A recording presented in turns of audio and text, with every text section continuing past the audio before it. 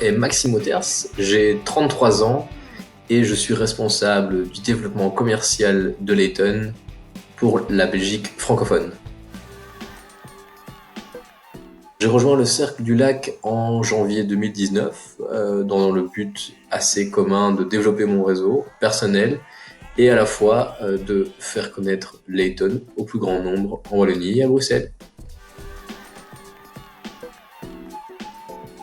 Alors, Layton est une entreprise qui évolue dans un marché de niche, le marché du financement d'innovation.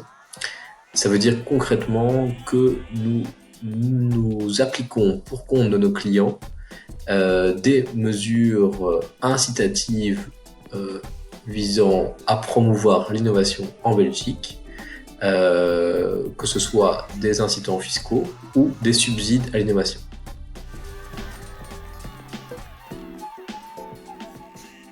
Alors, les valeurs de mon entreprise sont l'audace et l'entrepreneuriat. J'espère et j'ose penser que je partage ces valeurs avec mon entreprise. Personnellement, je rajouterais également l'honnêteté. Alors très clairement, moi ce qui m'anime dans mon métier, c'est la rencontre, la discussion et la négociation avec mes clients et mes prospects.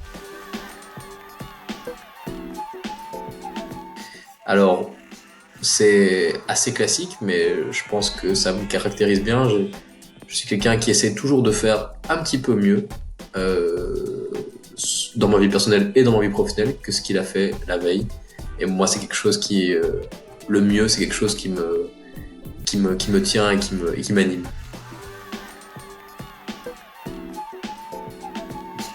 Alors, à nouveau, pas super original, mais c'est la réalité. Ma première passion, c'est ma fille, qui a 1 an et demi.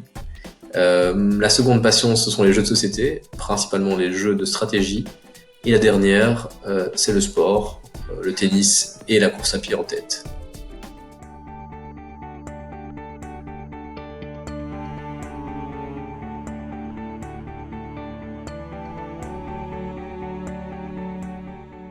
On avait d'une part l'activité récurrente et existante de conseils en optimisation des coûts de R&D chez nos clients.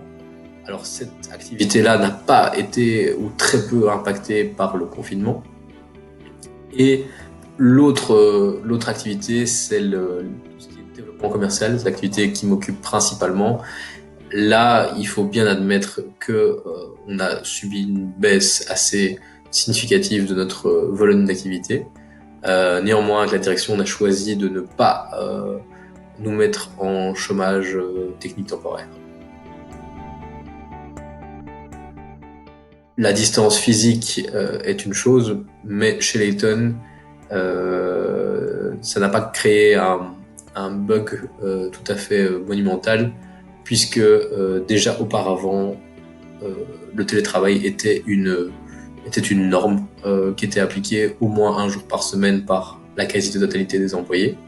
Donc on a simplement tendu à généraliser cette pratique et la rendre plus efficiente en systématisant l'application de logiciels tels que Sales Navigator de LinkedIn, Teams, Microsoft Teams que vous connaissez tous pour avoir suivi les conférences du Cercle du Lac, et DocuSign qui est un logiciel de signature de contrat à distance.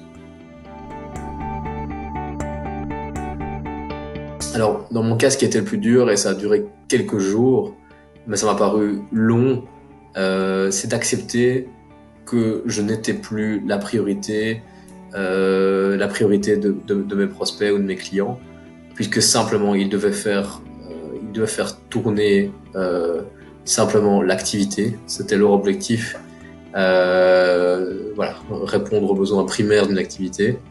Et donc tout ce qui sortait du core business finalement était repoussé à plus tard. Et donc nous on est sur du service financier, sur des postes très spécifiques du compte de résultat. Donc on n'était pas dans les urgences, dans le top des urgences, et il a fallu accepter que j'ai dû rapidement accepter que je n'aurais pas la même productivité qu'à l'accoutumée. Ça a été un travail psychologique sur moi-même, je dois dire, et j'ai trouvé finalement dans d'autres activités, dans d'autres aspects de ma vie, cette utilité et ce sens qui tendait à m'échapper dans les premiers jours. J'ai redécouvert les joies du potager dans un potager partagé tout près de chez moi à Schaerbeek, et j'ai également passé pas mal de temps avec ma fille, donc en famille.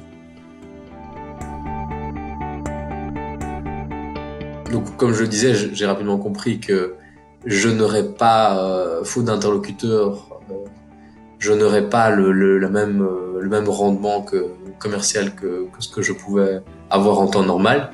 Et donc, on a choisi de continuer à travailler, mais de travailler un petit peu différemment, c'est-à-dire qu'on s'est positionné non pas comme des vendeurs de services, mais plus comme des conseillers. Et donc, pour vous donner un exemple, on a proposé nos conseils fiscaux gratuits à nos clients, en lien avec toutes les mesures gouvernementales d'appui aux entreprises suite à cette crise du Covid. Donc voilà, donc on a vraiment essayé de se positionner un peu différemment sur le marché.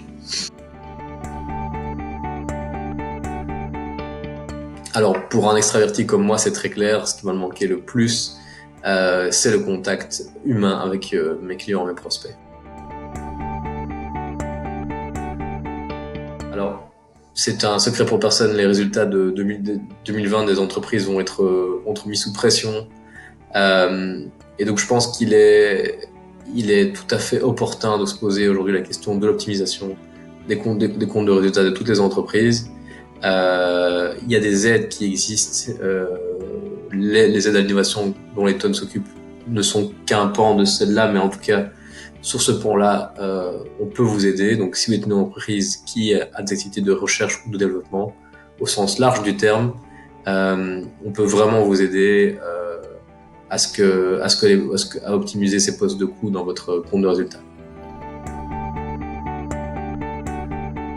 Alors, mon épouse est enceinte d'un second événement, donc qui devrait arriver en septembre, et donc ça fait de moi l'homme le plus heureux du monde.